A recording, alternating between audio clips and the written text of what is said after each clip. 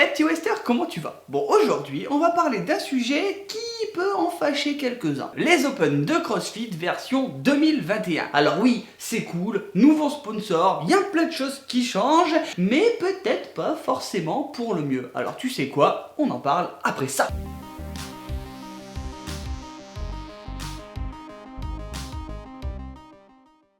Avant toute chose et partir sur un clash comme l'habitude j'ai envie de faire, faut le dire, putain, qu'est-ce que ça fait du bien de retrouver un semblant de communauté entre nous, les crossfitters. Mais oui, c'est clair. Enfin, je dis ça pour ceux qui ont eu la chance de faire les Open à leur box, même si c'était en extérieur, avec les restrictions actuelles qui étaient pas simples. Et franchement, j'en profite pour dire félicitations à tous les honneurs qui ont réussi à essayer d'organiser quelque chose de sympa. Donc tant qu'à faire, si toi aussi dans ta box, ton honneur c'est grave bouger le cul pour vous organiser un petit truc, et n'hésitez pas à les remercier en commentaire, à les taguer et tout. Ça leur fera probablement plaisir s'ils passent par là. Mignola en l'honneur de moi.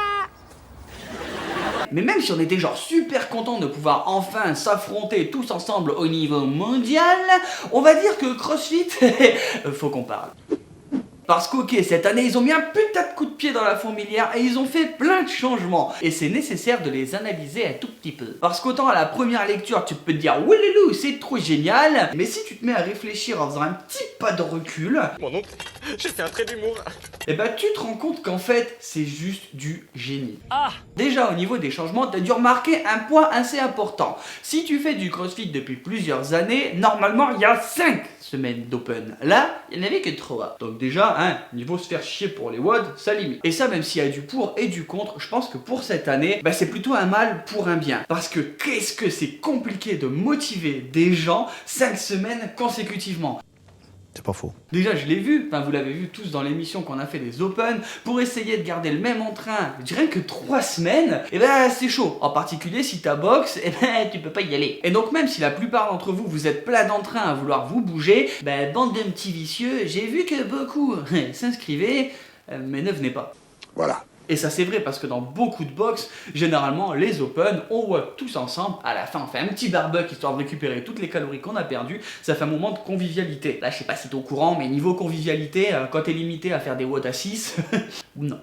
Donc pour moi cette adaptation était plutôt légitime et bien jouée de la part de CrossFit HQ. Deuxième modification que t'as dû remarquer, c'est que cette année, niveau catégorie, c'était... Viens, allez viens, viens. Avant c'était Teens, Scaled, RX, Master et Tepini. Cette année, on a accueilli les adaptives, mais aussi les fondations, c'est-à-dire le niveau en dessous de Scaled, donc débutant. Ça veut dire que maintenant ça fait Fondation, Scaled, RX. Ce qui donne en fin de compte beaucoup plus de possibilités pour les gens de s'inscrire. Et donc de potentiellement filer 20 boules à CrossFit HQ pour faire les Open ensemble. Mais c'est 20 €, dollars, ça on a l'habitude, depuis le début c'est comme ça. Y a pas de problème. Mais t'inquiète, on va revenir un petit peu plus tard sur le principe de l'argent. Donc ça c'est la première lecture du nouveau règlement des Open. Et c'est pas si mal franchement, tu te dis, plus de gens qui peuvent participer, plus de catégories, donc beaucoup plus accessibles, 3 WOD, donc potentiellement tout le monde peut avoir la motivation de les faire. En plus il y avait la version homme, donc complètement sans matériel. Génial! C'est pas mal pour ça. Mais maintenant, on va s'attarder un petit peu sur la construction de ces Open pour les classements, les WOD, etc. Et c'est là où il y a eu beaucoup de changements. Jusqu'à maintenant, le but des Open, c'était de tout défoncer pour être qualifié au niveau supérieur, ou soit après aller aux Regionals ou aller aux Games. Sur le principe, oui. Mais cette année, grande nouveauté, on a les Open, et après, comme tu l'as vu, il y a eu les Quarterfinals, et ensuite les semi-finales. Et je trouve que c'est là où CrossFit a eu une idée de génie.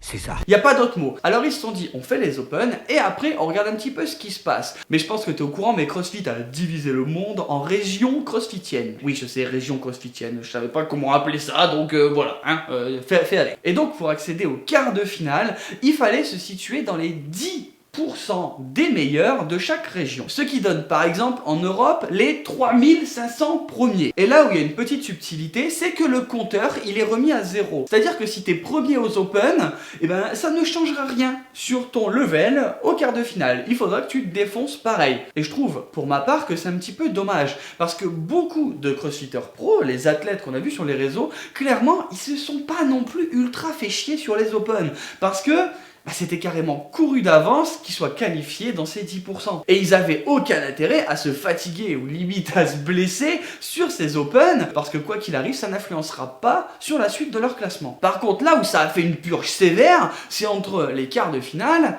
et les semi-finales. Parce que de 3500 par exemple en Europe, ils en prennent 30. Est-ce que tu te rends compte qu'il a fallu quand même matraquer solide pour arriver à ça? Mais personne dit ça. Et le génie de CrossFit se place exactement à ce moment précis. Ah ouais? Et c'est pour ça que je te parlais de thunes tout à l'heure. Parce que pour accéder au quart de finale, ok, il faut finir dans les 10%, mais faut aussi filer 50 balles de plus. Et c'est pour ça que pour moi, ça remet en cause toute leur stratégie de rajouter des nouvelles catégories dès le départ aux Open. Parce que si tu pars du principe, oui, ils sont sympas, ils veulent mettre le maximum de personnes pour participer aux Open. Derrière, tu nous sors pas un truc où il faut rajouter 50 balles de plus pour faire les Open en quart de finale parce que tu as décidé de choisir 3500 personnes en plus. Alors ok, c'est stylé de te dire, ouais, je suis en quart de finale aux Open. Demain, je sais très bien que tu iras tout raconter à tes copains. Pour autant, tu sais que 99% des gens ne seront pas sélectionnés pour aller plus loin et que tes Open, au final, ils t'ont coûté 70$. Personnellement, je préfère les dépenser autrement, que ce soit en saumon, en fraises actuellement, ou même en accessoires de CrossFit si j'en ai besoin. Après, si ton but c'est de montrer que tu as un haut niveau au CrossFit, même sans être au niveau des games, hein, parce que t'es coach, parce que tu veux mettre en avant des programmes que tu fais comme quoi ils marchent bien, oui, c'est utile. Mais dans énormément de cas, rajouter 50 boules pour en plus à la fin être sûr d'être éliminé. Et ça, CrossFit, il le savait pertinemment ce qui allait se passer, à quel point les gens ils vont être hypés en mode on leur dit t'as été plutôt bon cette année, allez, passe au rythme suivant, repaye un peu, et c'est tout. Ça s'arrêtera là. Ils jouent sur la hype qu'on a de vouloir ressembler à nos idoles un petit peu. En mode, putain, on a réussi à passer un step de plus, on est plus proche des games. Alors que non, t'es pas plus proche des games que l'année dernière. Si tu te compares par exemple à Willy George, t'es déjà à plusieurs années-lumière de lui quand il a ses deux épaules. Et quand il en a une, je pense que déjà il te met 5 ou 600 km. D'ailleurs Willy, si tu passes par là au détour d'une petite vidéo YouTube, on te souhaite tous de la part de la team un bon rétablissement. Mais bon, pour revenir à cette stratégie de la part de CrossFit, c'est vrai, on te hype, on te dit que t'es bon, toi t'es dans le game, t'es content, tu sors un petit peu la thune et t'avances, voilà, pour faire marcher la communauté. Donc après, pour revenir sur ces Open, donc les 3 premières semaines, clairement les WOD, ils étaient super cool. Enfin pour moi, je trouve qu'il y a eu des nouveaux mouvements, notamment les wall climb, bah ça c'était un petit peu inattendu, on était plus habitué au du handstand walk,